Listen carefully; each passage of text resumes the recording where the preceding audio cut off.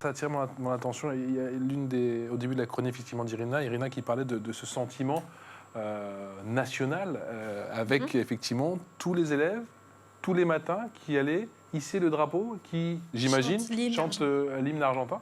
C'est encore le cas aujourd'hui? Ou ça dépend des établissements? Je suppose que ça dépend des établissements. Moi, je l'ai fait à mon époque. Oui, il n'y a pas longtemps.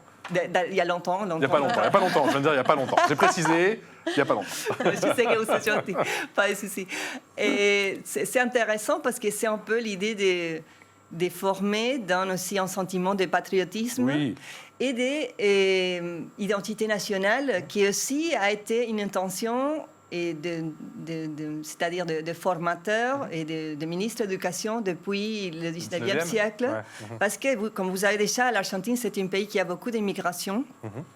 Donc, et aussi des populations natives autochtones. Non? Donc, nous sommes un grand, bel mélange. Donc, très européen, au final, comme pays sud-américain, l'Argentine.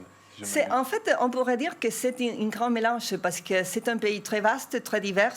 Donc, ça dépend de quelle région d'Argentine vous visitez. Vous allez voir plus des autochtones, plus de mélanges avec l'Espagne, l'Italie, la France, etc. Et aussi même avec le Moyen-Orient, il y a des gens de tout le monde, vraiment. C'est intéressant parce que pour nous, l'idée de diversité, c'est une idée de richesse. Mais je retourne à l'autre idée. Et pour ne pas perdre le fil... L'appartenance nationale. Oui, pour ne pas perdre le fil, exactement. C'est que l'idée de l'éducation argentine depuis le 19e siècle, d'enseigner l'espagnol comme langue pour donner une identité nationale aussi, c'était aussi enseigner l'espagnol, l'histoire argentine et une géographie argentine, pour donner une idée d'identité nationale, dans une nation où il y avait beaucoup d'immigration. Donc ça, c'était important.